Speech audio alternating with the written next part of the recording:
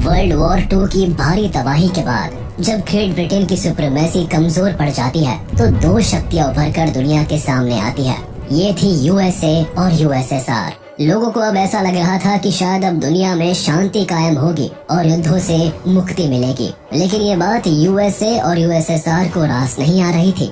इन दोनों ही देशों को दुनिया पर राज करना था, हर देश को अपने इन्फ्लुएंस में करना था और इसी होड़ ने कोल्ड वॉर को जन्म दे दिया, जिसकी वजह से एशिया और यूरोप के कई देश बर्बाद हो गए।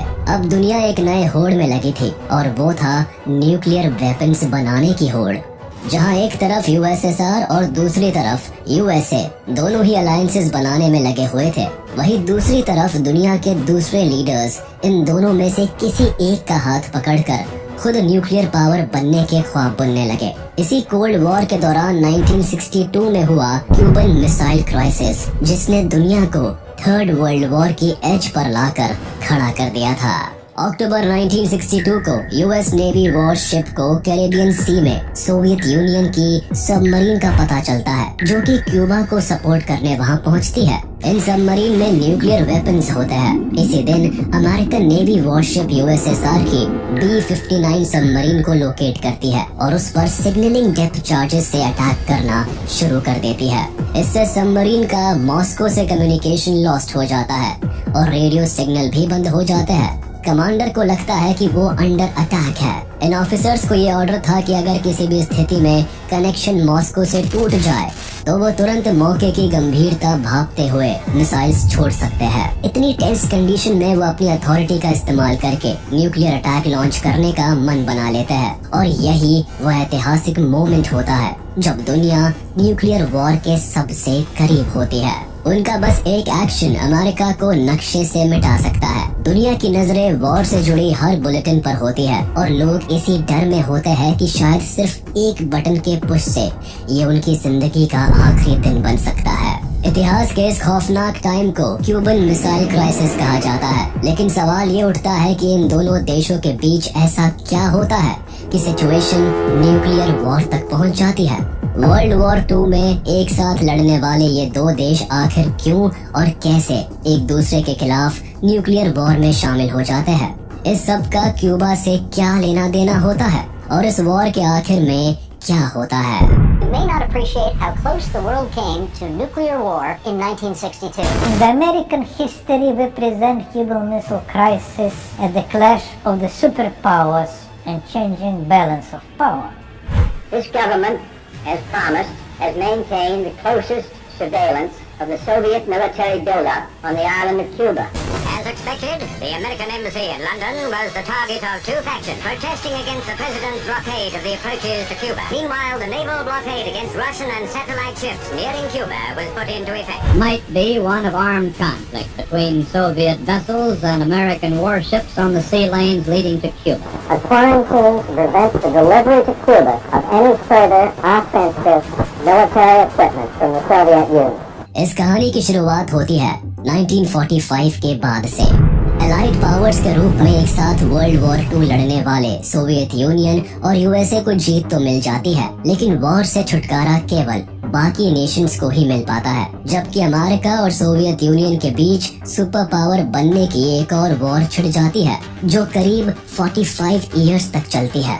इस बीच दोनों देश एक दूसरे से आगे निकलने के लिए कई हथकंडे अपनाते हैं। एक दूसरे के ऊपर हथियार का इस्तेमाल तो नहीं करते, लेकिन विचारधारा से लेकर स्पेस साइंस, इकोनॉमिक डेवलपमेंट और फाइनेंशियल फील्ड में एक दूसरे को नीचा दिखाने से बाज नहीं आते। 1945 से शुरू हुई ये कोल्ड वॉर अगले 45 सालों तक चलती है। इस टाइम पीरियड में वैसे तो कई ऐसे मौके आते हैं जब ये दोनों देश अपनी पावर का शो ऑफ करते हैं और एक दूसरे को न्यूक्लियर वेपन्स की धमकी देने में भी पीछे नहीं रहते। इस गर्मा गर्मी की एक्सट्रीमिटी 1962 में दुनिया के सामने आती है, जब क्यूबा देश की समस्या की आड़ में दो महान शक्तियां पावर का कंट्रोल अपने हाथ में लेने की कोशिश करती है और इसी खींचातान में ह्यूमन सिविलाइजेशन का एग्जिस्टेंस खतरे में पड़ जाता है। 1960 आते आते दोनों ही नेशंस इतने पावरफुल हो जाते हैं कि ये आर्म्स, वेपन्स और न्यूक्लियर पावर की ताकत से एक दूसरे को डोमिनेट करने के मौके की तलाश में रहते हैं और दोनों को ये मौका क्यूबन मिसाइल क्राइसिस की शक्ल में मिलता है। 1962 में cold war tensions highest level पर होती है। यूएसएसआर को अपनी ताकत के नीचे दबाने के लिए अमेरिका पहले ही उनके खिलाफ इटली और टर्की में जुपिटर न्यूक्लियर मिसाइल्स को इंस्टॉल कर देता है और इसके साथ वह अपनी सुपीरियरिटी एस्टैब्लिश करने में भी कामयाब हो जाता है। इसके जवाब में निकिता क्रुश्चेव पावर सुपीरियरिटी में यूएसएसआर को ऊपर रखने की बड़ी बड़ी बातें करते हैं, लेकिन उनका ये सपना 1959 में तब सच होता है जब अमेरिका से 90 मील दूर क्यूबा में communist revolutionary Fidel Castro power में आ जाते हैं। अपने ही पड़ोस में कम्युनिस्ट सरकार के बनने से अमेरिका को एक बड़ा झटका लगता है। अब तक जो क्यूबा अमेरिका के लिए हॉलिडे डेस्टिनेशन से ज्यादा कुछ नहीं था और जिसकी इकोनॉमी की कमान अमेरिका के हाथ में थी, अब वही क्यूबा अमेरिका के हाथ से छूटता चला जाता है। क्यूबा में अमेरिका के सभी old banks, sugar mills, factory और कसिनो को नेशनलाइज कर दिया जाता है। अमेरिका का साथ छोड़कर फिडेल कैस्ट्रो यूएसएसआर का दामन थाम लेते हैं। एक ही विचारधारा को मानने वाले ये दोनों देश पक्के साथी बन जाते हैं। फिडेल कैस्ट्रो क्यूबा की प्रोटेक्शन के लिए अमेरिका के बजाय यूएसएसआर से हाथ मिलाते हैं। 1961 में जॉन एफ कैनेडी जब अमेरिका के प्रेसिडेंट बनते हैं तो उनके ऊपर क्यूबन प्रॉब्लम को सुलझाने का एक बड़ा प्रेशर होता है। इसीलिए अप्रैल 1961 में वो बे ऑफ पिग्स इन्वेजन को मंजूरी देते हैं। 1400 CIA trained Cuban exiles Fidel Castro की सरकार गिराने के मकसद से क्यूबा में घुसते हैं, लेकिन ये मिशन अमेरिका के लिए बहुत बड़ा डिजास्टर बन जाता है। 3 दिन के अंदर ही ये जंग फिडेल कैस्ट्रो जीत जाते हैं और जॉन एफ कैनेडी की प्रेसिडेंसी के लिए बे ऑफ पिग्स इन्वेजन एक काला धब्बा बनकर रह जाता है। क्यूबा की जीत यूएसएसआर के लिए भी जरूरी होती है। वेस्टर्न हेमिस्फीयर में एक एलाइड देश मिलने के साथ कैस्ट्रो निकिता क्रुश्चेव के अच्छे दोस्त बन जाते हैं। जिससे पहले अमेरिका क्यूबा पर दोबारा हमला करे, उससे पहले ही निकिता क्रुश्चेव क्यूबा में न्यूक्लियर मिसाइल डिप्लॉय करने का फैसला करते हैं। अगर सब कुछ अपने प्लान के हिसाब से गया तो वो खुद हवाना आने का सोचते हैं ताकि क्यूबा के साथ फॉर्मल डिफेंस एग्रीमेंट अनाउंस कर सके और वो अमेरिका के खिलाफ एक यूनाइटेड फ्रंट फॉर्म कर सके। 1962 में मिसाइल की डिप्लॉयमेंट को कंप्लीट सीक्रेट रखते हुए यूएस इंटेलिजेंस की नाक के नीचे से इस ग्रेट मिसाइल गैम्बल को खेलने में सोवियत यूनियन सक्सेसफुल रहता है। उसकी नजर में वो अमेरिका को ईंट का जवाब पत्थर से देता है। अब अमेरिका समझ सकता था कि पड़ोसी देश से ही न्यूक्लियर मिसाइल्स खुद के देश की तरफ पॉइंटेड होने पर कैसा लगता है।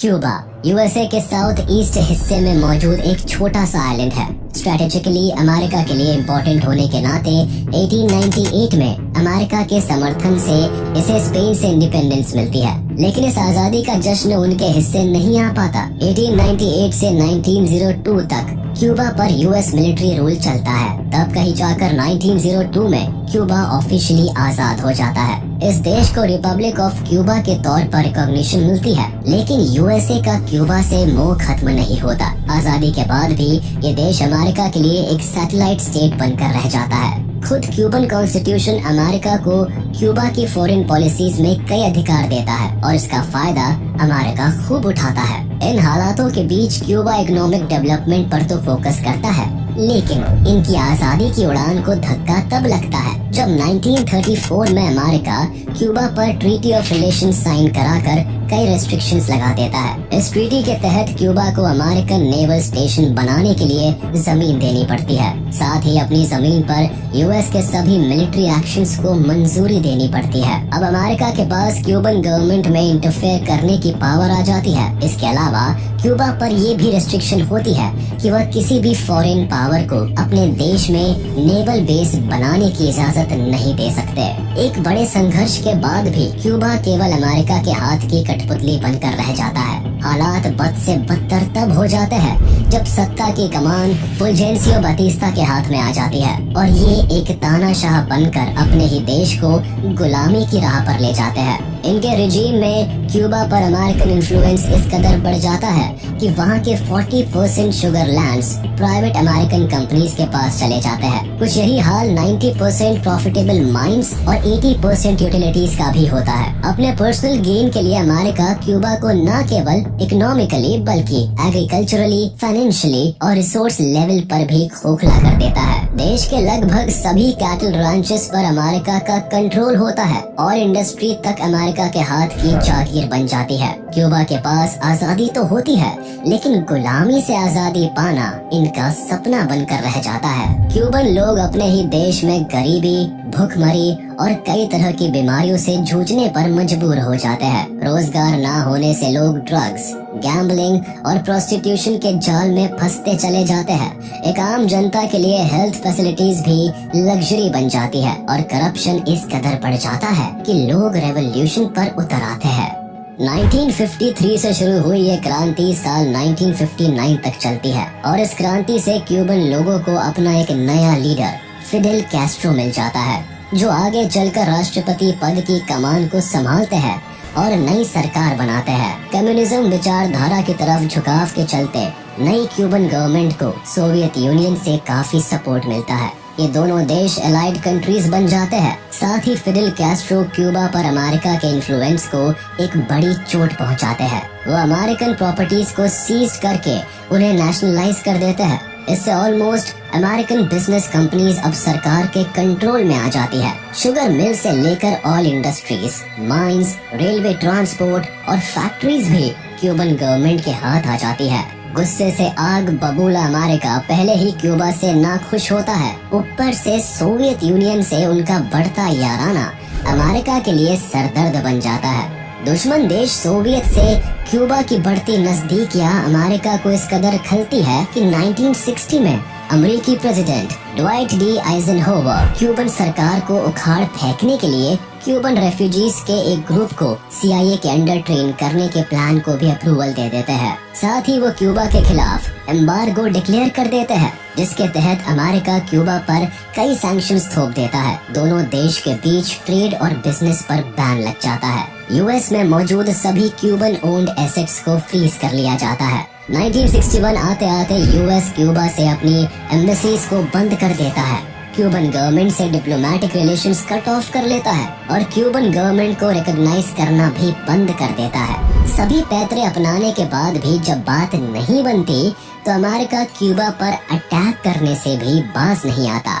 1961 में जॉन एफ कैनेडी को अमेरिका का 35th प्रेसिडेंट बनने का मौका मिलता है और इनके सत्ता में आते ही CIA से ट्रेंड 1400 क्यूबन एग्जाइल्स क्यूबा पर अटैक करने के लिए तैयार हो जाते हैं। इनका काम फिडेल कैस्ट्रो की सरकार को गिराने का होता है, जिसके लिए ये क्यूबा के साउथ वेस्टर्न कोस्ट पे ऑफ पिग्स पर लैंड करते हैं। लेकिन वहाँ मौजूद लोकल फिशरमैन इन्हें पहचान लेते हैं और इन पर गोलियों की बौछार कर देते हैं। इससे क्यूबन मिलिट्री अलर्ट हो जाती है और रेबल्स पर अटैक कर देती है। रेबल्स को हारता देखकर अमेरिका अपने नाम को बचाने के लिए इन्वेजन से बैकआउट कर जाता है। फिडेल कैस्ट्रो इसका चार्ज अपने हाथों में ले लेते हैं और ये लड़ाई 3 दिन के अंदर ही खत्म हो जाती है। अमेरिका के इस फेल्ड मिशन को failed Bay of Pigs invasion का नाम दिया जाता है। अमेरिका की फॉरेन पॉलिसी के लिए ये एक बड़ा धब्बा बन जाता है। लेकिन इतनी बड़ी बेइज्जती के बाद भी अमेरिका चुप नहीं बैठता। नवंबर 1961 में क्यूबा से कम्युनिस्ट सरकार को हटाने के लिए अमेरिका एक और प्लान बनाता है, जिसे नाम दिया जाता है ऑपरेशन मंगूज। इस ऑपरेशन के तहत क्यूबा में कई एक्सटेंसिव कैंपेन चलाए जाते हैं। एक पायरेट रेडियो स्टेशन को सेट करके एंटी कैस्ट्रो प्रोपेगेंडा फैलाया जाता है। सिविलियंस पर टेररिस्ट अटैक करने की कोशिश की जाती है और अंडर कवर मिलिट्री ऑपरेशन चलाए जाते हैं। CIA खुद कई बार फिडेल कैस्ट्रो को असैसिनेट करने की कोशिश करती है। ये पहले ऐसे लीडर होते हैं जिन्हें पूरे लाइफ टाइम में 634 असैसिन अटैक से गुजरना पड़ता है। कभी उनकी फेवरेट सिगार में जहर मिलाया जाता है तो कभी उनकी ड्रिंक में डेडली पिल्स मिलाई जाती है। इन सब के बावजूद अमेरिका की सभी साजिशें धरी की धरी रह जाती है। इसके बाद क्यूबा और सोवियत यूनियन की नजदीकियां और बढ़ जाती है। इसका नतीजा ये होता है कि 1962 में सोवियत यूनियन अपने एलाइड कंट्री की सुरक्षा के लिए क्यूबा में न्यूक्लियर मिसाइल्स तैनात कर देता है। लेकिन ये खबर अमेरिका को जरा भी रास नहीं आती। इन्हें क्यूबा और सोवियत यूनियन की साठगांठ पर शक तो पहले से ही होता है, लेकिन इनका शक यकीन में तब बदल जाता है जब अपनी रूटीन सर्विलियंस के दौरान अमेरिका का U-2 spy plane Cuba island पर सोवियत यूनियन की न्यूक्लियर मिसाइल्स को कैप्चर करता है। जिससे पहले ये खबर दुनिया के सामने आए, उससे पहले ही अमेरिकन प्रेसिडेंट एक सीक्रेट कमेटी एक्सकॉम को फॉर्म करते हैं और यहीं से क्यूबन मिसाइल क्राइसिस की शुरुआत हो जाती है। क्यूबा में मिसाइल इंस्टॉलेशन होने के बाद अमेरिका को थ्रेट फील होने लगता है। उन्हें लगता है कि अगर वॉर की तैयारी नहीं की गई तो यूएसएसआर सब कुछ खत्म कर देगा। तब यूएसएसआर को जवाब देने के लिए ये अमेरिकन कमेटी कई प्लान्स डिस्कस करती है। हालांकि यूएस के सेक्रेटरी डिफेंस ये आइडिया भी प्रपोज करते हैं कि अमेरिका के पास सोवियत यूनियन से ज्यादा न्यूक्लियर वॉरहेड्स है, इसीलिए हमें कोई एक्शन लेने की जरूरत नहीं है। लेकिन political balance of power and अपनी सुपर पावर को स्टैब्लिश करने के लिए committee member best possible response suggest करते हैं। कुछ मेंबर सजेस्ट करते हैं कि फिडेल कैस्ट्रो पर डिप्लोमेटिक प्रेशर बनाकर उन्हें क्यूबा से मिसाइल हटाने के लिए प्रेशराइज किया जाना चाहिए, जबकि कुछ कमेटी मेंबर्स ये सजेशंस भी देते हैं कि हमें क्यूबा पर फुल इन्वेजन कर देना चाहिए। इसके अलावा कई मेंबर्स सजेस्ट करते हैं कि एयर स्ट्राइक से सभी न्यूक्लियर मिसाइल्स को तबाह कर देना चाहिए।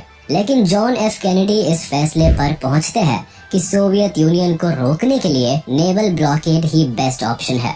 इसके प्लान के तहत क्यूबा के आसपास सी को यूएस नेवी शिप से ब्लॉक कर देता है और दोनों देशों के बीच वेपन्स के सप्लाई को कट ऑफ कर देता है। 22 अक्टूबर 1962 जॉन एफ कैनेडी टीवी पर आते हैं और अमेरिकन पब्लिक को एड्रेस करते हुए बताते हैं कि क्यूबा में सोवियत मिसाइल्स पाई गई है, जिसके जवाब में अमेरिका ने नेवल क्वारंटीन का सहारा लिया है। यहाँ ब्लॉकेड की जगह अमेरिकन प्रेसिडेंट चालाकी से क्वारंटीन शब्द का इस्तेमाल करते हैं, क्योंकि नेवल ब्लॉकेड करना भी एक्ट ऑफ वॉर का हिस्सा होता है। इसीलिए अमेरिका खुद वॉर की शुरुआत नहीं करता, लेकिन क्वारंटीन डिक्लेरेशन के साथ ही ये देश जंग की तैयारी में जुट जाता है। अमेरिका की पूरी मिलिट्री पावर को वॉर के लिए रेडी रहने के ऑर्डर्स मिल जाते हैं। अमेरिका के joint chief of staff DEFCON 3 alert घोषित कर देते हैं। इसके तहत मिलिट्री को 5 लेवल पर वॉर के लिए तैयार रहने के ऑर्डर्स मिलते हैं, जिसमें लेवल 1 का मतलब मैक्सिमम लेवल ऑफ अलर्टनेस समझा जाता है। मगर अमेरिका में डेफकॉन लेवल अलर्ट 3 पर सेट होता है, जिसे 23 अक्टूबर को स्ट्रेटेजिक एयर कमांड और एयर डिफेंस कमांडर्स मिलकर डेफकॉन अलर्ट 2 पर अलर्ट कर देते हैं। अब दुनिया की नजरें अमेरिका पर होती है, क्योंकि डेफकॉन 2 से जाहिर हो जाता है कि अमेरिका वॉर करना चाहता है और वो सोवियत यूनियन पर मिसाइल अटैक की तैयारी कर रहा है। अगले दिन सोवियत यूनियन के लीडर निकिटा क्रुश्चेव अमेरिका के एक्शंस पर रिएक्ट करते हुए ये साफ कर देते हैं कि इस तरह नेवल ब्लॉकेड करना एक्ट ऑफ अग्रेशन है और इससे सोवियत यूनियन अपनी नेवल शिप्स विड्रॉ नहीं करने वाला। शिप्स अपनी तय डायरेक्शन में आगे बढ़ती रहेंगी और होता भी ऐसा ही है। जैसे जैसे नेवल शिप्स कैरेबियन सी में यूएस नेवी शिप्स के करीब पहुंचती है, दुनिया की सांसें थम जाती है। लोग ये मान लेते हैं कि किसी भी वक्त वर्ल्ड वॉर 3 छिड़ सकती है और दोनों देश एक दूसरे को बर्बाद कर सकते हैं। 25 अक्टूबर को CIA को पता चलता है कि क्यूबा में सोवियत यूनियन की न्यूक्लियर मिसाइल्स अब ऑपरेशनल हो चुकी है। यानी कल तक अमेरिका के कंट्रोल में रहने वाला क्यूबा अब उन्हें ही आंख दिखाने पर उतारू हो जाता है। गुस्से में John F Kennedy nation security action memorandum NSAM 199 को इशू करते हैं, जिससे अमेरिकन न्यूक्लियर हथियारों को लोड कर स्ट्राइक के लिए तैयार कर दिया जाता है। 26 अक्टूबर को अमेरिका डिसाइड कर लेता है कि वह क्यूबा देश को इन्वेड करेगा। अमेरिकन प्रेसिडेंट ऑर्डर देते हैं कि क्रैश प्रोग्राम की तैयारी की जाए। इन्वेजन की खबर जब फिडेल कैस्ट्रो को मिलती है तो वो सोवियत लीडर निकिटा क्रुश्चेव को लेटर लिखकर बताते हैं कि अमेरिका अगले 24 से 72 घंटों के अंदर क्यूबा पर अटैक कर सकता है। ये हमले 2 तरह से हो सकते हैं। पहला तो वो लिमिटेड एयर स्ट्राइक कर सकते हैं और दूसरा क्यूबा पर फुल स्केल इन्वेजन भी हो सकता है। अगर ऐसा हुआ तो हमें क्यूबा को बचाने के लिए पहले ही न्यूक्लियर स्ट्राइक कर लेनी चाहिए। यानी सोवियत यूनियन और क्यूबा को पहले ही अमेरिका पर न्यूक्लियर बॉम्ब गिरा देना चाहिए। इसके साथ ही क्यूबन मिलिट्री को भी हाई अलर्ट पर रख दिया जाता है। उन्हें ऑर्डर्स दिए जाते हैं कि अगर कोई भी अमेरिकन प्लेन क्यूबन टेरिटरी में दिखाई दे तो उसे शूट डाउन कर दिया जाए। जंग की गर्मा गर्मी के बीच जहां मिलिट्री वॉर के लिए तैयार होती है, वहीं निकिटा क्रुश्चेव और जॉन एफ कैनेडी के बीच डिप्लोमेटिक टॉक्स भी जारी रहती है। निकिटा यूएस प्रेसिडेंट को अपना पहला लेटर भेजते हैं और उनके सामने ये ऑर्डर रखते हैं कि अगर नेवल ब्लॉकेड हटा दिए जाए और अमेरिका ये प्रॉमिस करे कि वो कभी भी क्यूबा को इन्वेड नहीं करेगा, तो सोवियत यूनियन क्यूबा से न्यूक्लियर मिसाइल्स लिफ्ट कर लेगा। साथ ही फिडेल कैस्ट्रो भी क्यूबा में किसी तरह का ऑफेंसिव वेपन नहीं रखेंगे। अक्टूबर 27 को हालात और भी ज्यादा बिगड़ जाते हैं और दोनों देश न्यूक्लियर वॉर से केवल एक स्टेप ही दूर रहते हैं। इस दिन को इतिहास में ब्लैक सैटरडे कहकर भी बुलाया जाता है, क्योंकि अमेरिकन रिस्पॉन्स से पहले ही निकिटा क्रुश्चेव का एक और लेटर अमेरिकन प्रेसिडेंट को मिलता है, जिसमें वो फोर्थ डिमांड करते हैं कि यूएसए को सोवियत यूनियन के पड़ोसी देश यानी टर्की और इटली से अपनी न्यूक्लियर मिसाइल्स भी हटानी होंगी, जो उन्होंने ठीक सोवियत यूनियन के बॉर्डर्स पर प्लेस कर रखी है। क्यूबा में लगी न्यूक्लियर मिसाइल्स तो फिर भी अमेरिका से 90 मील्स की दूरी पर थी। ये ऑफर निकिटा क्रुश्चेव की तरफ से 2 बार दिया जाता है, लेकिन सुबह 11 बजे सिचुएशन हाथ से तब निकल जाती है जब एक America U-2 spy plane Cuban air space में घुस जाता है। क्यूबन मिलिट्री इस प्लेन को शॉट डाउन करने में जरा भी वक्त नहीं लगाती और इसका नतीजा ये निकलता है कि प्लेन में बैठे अमेरिकन पायलट रुडोल्फ एंडरसन की मौत हो जाती है। एक्सकॉम मान लेती है कि ये ऑर्डर सोवियत यूनियन की तरफ से आया है और वो जंग की शुरुआत कर चुके हैं। इसीलिए एक US navy worship Soviet union के B-59 सबमरीन पर अटैक कर देती है। जब शिप पर हमला होता है तब अमेरिका को जरा भी अंदाजा नहीं होता है कि उसमें न्यूक्लियर वेपन्स इंस्टॉल्ड है। अटैक की सिचुएशन में शिप अपना कम्युनिकेशन लॉस्ट कर जाता है और कैप्टन वैलेंटाइन सावित्स्की अज्यूम कर लेते हैं कि दोनों देशों में वॉर स्टार्ट हो चुकी है। ऐसे में 2 ऑफिसर्स न्यूक्लियर वेपन्स को लॉन्च करने के लिए अपना अप्रूवल दे देते हैं, लेकिन थर्ड कमांडर वसीली आर्खिपोव समझदारी से काम लेते हैं। चीफ ऑफ स्टाफ होने के नाते वो न्यूक्लियर वेपन्स को लॉन्च करने की इजाजत नहीं देते। वो कमांडर्स को कन्विंस करते हैं कि इतनी जल्दी न्यूक्लियर वेपन यूज करने से न्यूक्लियर वॉर शुरू हो सकती है और ये पूरी दुनिया के लिए खतरनाक हो सकता है। वसीली आर्खिपोव की यही समझदारी एक बड़ी घटना को होने से टाल देती है। एक अमेरिकन पायलट की जान जाने से यूएस में तहलका मच जाता है। जनता सरकार से एक सीरियस मिलिट्री एक्शन की डिमांड करती है और जॉन एफ कैनेडी पर मीडिया प्रेशर भी बिल्डअप होने लगता है। इतनी टफ सिचुएशंस में भी अमेरिकन प्रेसिडेंट वॉर के ऑप्शन को नहीं चूज करते और नेगोशिएशंस के लिए ओपन रहते हैं। जॉन एफ कैनेडी सोवियत की टर्की और इटली से न्यूक्लियर मिसाइल्स विड्रॉ करने की डिमांड को जायज मानते हैं, लेकिन पब्लिक प्रेशर के चलते वह किसी भी डिमांड को पूरा करने के लिए राजी नहीं होते।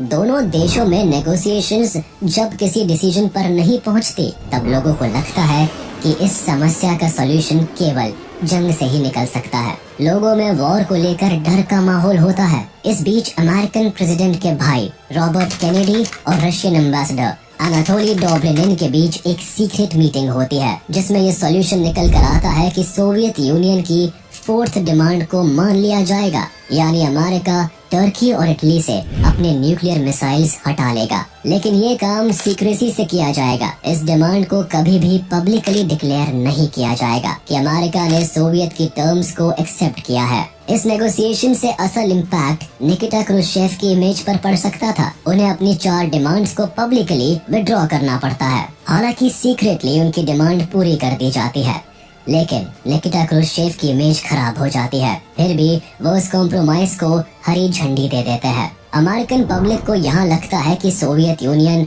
उनके सामने झुक गया है और निकिटा क्रुश्चेव एक लूजिंग लीडर है, लेकिन रियलिटी में वो एक ऐसे हीरो बनकर उभरते हैं जो अपनी इमेज को पीछे छोड़कर दुनिया को न्यूक्लियर वॉर से बचाते हैं।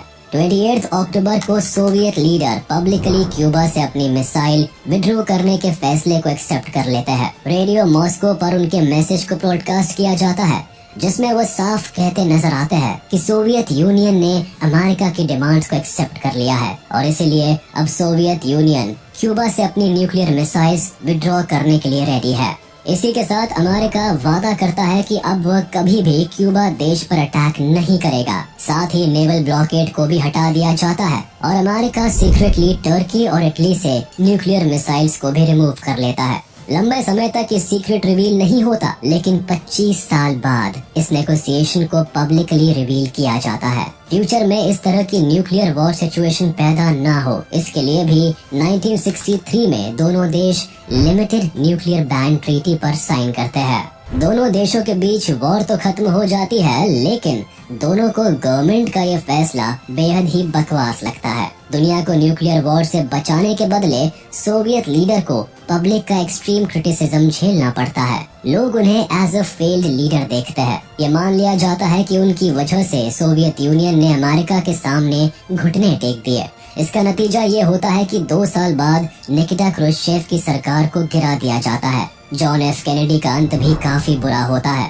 क्योंकि पब्लिक अमेरिकन प्रेसिडेंट के फैसले से इतनी खफा हो जाती है कि 1 साल बाद ही उनका असैसिनेशन कर दिया जाता है। पीस की चाहत रखने वाले क्यूबा क्राइसिस के दोनों हीरो को एंड में लोगों की नफरत का शिकार होना पड़ता है। लेकिन ये झुटलाया नहीं जा सकता कि इन दोनों लीडर्स की समझदारी के चलते ही दुनिया एक बड़े क्राइसिस से बच जाती है। इसी के साथ हम आपसे विदा लेते हैं। उम्मीद है आपको ये वीडियो जरूर पसंद आया होगा। आप इस वीडियो को अपने दोस्तों के साथ शेयर करना बिल्कुल भी ना भूलें। साथ ही इस चैनल को सब्सक्राइब जरूर कर दें।